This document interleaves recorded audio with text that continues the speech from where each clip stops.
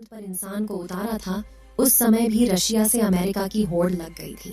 लेकिन आज तक जितने भी मिशन चांद पर किए गए थे, उनमें से किसी भी मिशन ने चांद के दक्षिण वाले इलाके में जाने के बारे में सोचा भी नहीं था। लेकिन इसरो के चंद्रयान-3 मिशन ने चांद पर उतरने से पहले ही दुनिया के वैज्ञानिकों को हैरान करना शुरू कर दिया है। यानी दुनिया के वैज्ञानिक तो यह देख रहे थे कि चंद्रयान चांद पर उतरकर जानकारी भेजेगा, लेकिन भारत के इस मुसाफिर ने तो उतरने से पहले कमाल कर दिया। अभी हाल फिलहाल की ताज़ा अपडेट के बारे में बात करें तो इसरो ने जानकारी देते हुए बताया है कि चंद्रयान-3 चांद के बहुत ज्यादा नजदीक चला गया है। अभी चांद के तीसरे राउंड में चंद्रयान-3 चक्कर लगा रहा है, जहां पर इसकी चांद से सबसे नजदीकी दूरी 174 किलोमीटर है और सबसे दूर की दूरी 1437 किलोमीटर है। मतलब अब वह दिन दूर नहीं जब चंद्रयान-3 चांद को अपनी मुट्ठी में कर लेगा। 14 तारीख तक तो यह इसी कक्षा में चक्कर लगाता रहेगा, लेकिन 14 अगस्त के दिन में दोपहर 11:30 से 12 बजे के बीच अगली कक्षा में प्रवेश कर जाएगा। लेकिन जैसे जैसे चंद्रयान-3 चांद के नजदीक आता जा रहा है, वैसे वैसे वैज्ञानिकों की धड़कनें बढ़ रही हैं, क्योंकि इस मिशन का सबसे मुश्किल पड़ाव ही चांद की जमीन पर सही सलामत उतरना है। उसके बाद सभी लोग 16 अगस्त के दिन की राह देख रहे हैं। यह दिन हम सब के लिए बहुत ज्यादा स्पेशल होने वाला है। इस दिन चंद्रयान अपने मकसद के आखिरी पड़ाव पर पहुंच चुका होगा। दरअसल यही वो दिन होगा जब इसका प्रोपल्शन मॉड्यूल विक्रम लैंडर से अलग हो जाएगा। अब आपके दिमाग में सवाल आ रहा होगा कि आखिर वैज्ञानिक इस काम को कैसे अंजाम देंगे। दरअसल ये काम वैज्ञानिक बड़ी ही चतुराई से करने वाले हैं। इन दोनों को आपस में जोड़ने वाले जो हुक लगे होते हैं, उसको वैज्ञानिक खोल देंगे, जिसके बाद पिछले हिस्से की रफ्तार धीरे धीरे कम हो जाएगी और आगे के इस हिस्से की रफ्तार स्थिर रखी जाएगी, ताकि आगे वाला हिस्सा अपनी कक्षा में आगे बढ़ जाए और पिछले वाला बिना किसी नुकसान के अलग हो जाए। इसके बाद चंद्रयान-3 के दोनों ही सिलेंडर और प्रोपल्शन मॉड्यूल चांद की 100 × 100 किलोमीटर की कक्षा में अलग अलग राउंड काटते हुए लैंडर चंद्रमा की सतह पर उतरने के लिए आगे बढ़ेगा। यहाँ से आगे का सफर इसके लिए बहुत ज्यादा मुश्किल होने वाला है।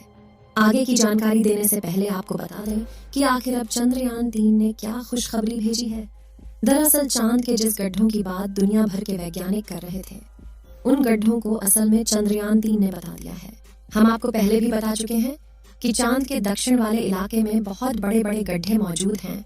उनमें से कुछ का आकार तो कई किलोमीटर में फैला हुआ है। ऐसे गड्ढों को देखकर कोई भी स्पेस एजेंसी वहां पर अंतरिक्ष यान को उतारने से पहले कई बार सोचते हैं। इन्हीं डरावने गड्ढों की तस्वीरें चंद्रयान-3 ने दुनिया के सामने भेजी हैं। इस तस्वीर को देखकर इसरो के वैज्ञानिकों की आंखें खुशी से भर गईं। जब चंद्रयान-3 के अंदर लगे हुए हाई रेजोल्यूशन कैमरे ने चांद की खूबसूरत तस्वीरें कैप्चर की। फोटो के अलावा चंद्रयान ने वहां का लंबा वीडियो भी बनाया, जिसे आप इस समय अपनी स्क्रीन पर देख सकते हैं, और इसे देखकर हर एक भारतीय नागरिक का सीना गर्व से चौड़ा हो चुका है। दोस्तों, हमारे इसरो के वैज्ञानिकों ने पहले ही हर चीज की गणना कर ली थी और अब उसी के प्लान अकॉर्डिंग चंद्रयान-3 आगे बढ़ रहा है। आगे के प्लान की बात करें तो वैज्ञानिक अब धीरे धीरे उसके ऑर्बिट को छोटा करते जाएंगे और उस हिसाब से चंद्रयान चांद के नजदीक चला जाएगा। लेकिन इसका जो चांद पर नीचे उतरने का प्रोसेस शुरू होगा, वह उस समय होगा जब चंद्रयान चांद से 36 किलोमीटर पर रहेगा और वहां से चंद्रयान-3 दक्षिणी ध्रुव में मौजूद अपनी लोकेशन को देखेगा। दोस्तों, यहाँ इसरो के वैज्ञानिकों ने अपना तेज दिमाग का इस्तेमाल करके अपने यान को सीधा लैंडिंग के लिए नहीं भेजा है, बल्कि वह धीरे धीरे ऑर्बिट बदलकर चंद्रमा की तरफ अपने कदम आगे बढ़ा रहा है।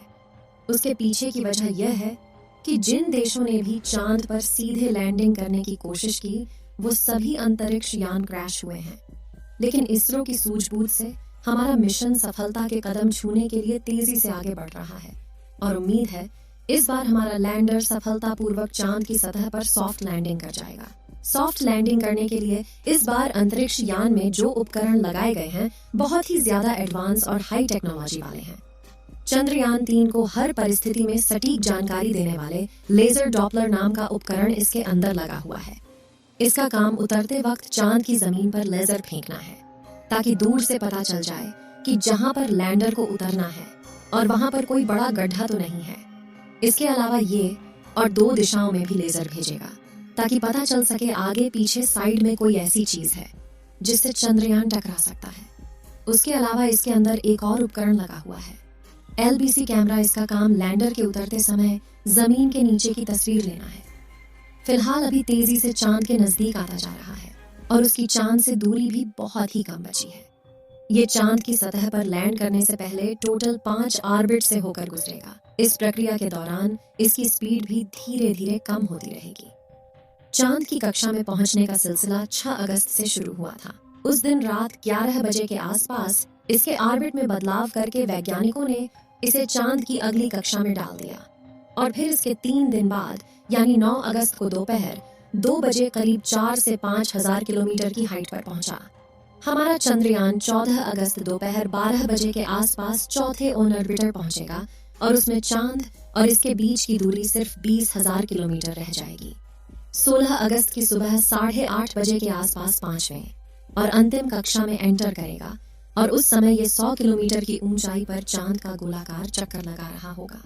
16 अगस्त का दिन इसरो के वैज्ञानिकों के लिए बहुत ही खास होने वाला है।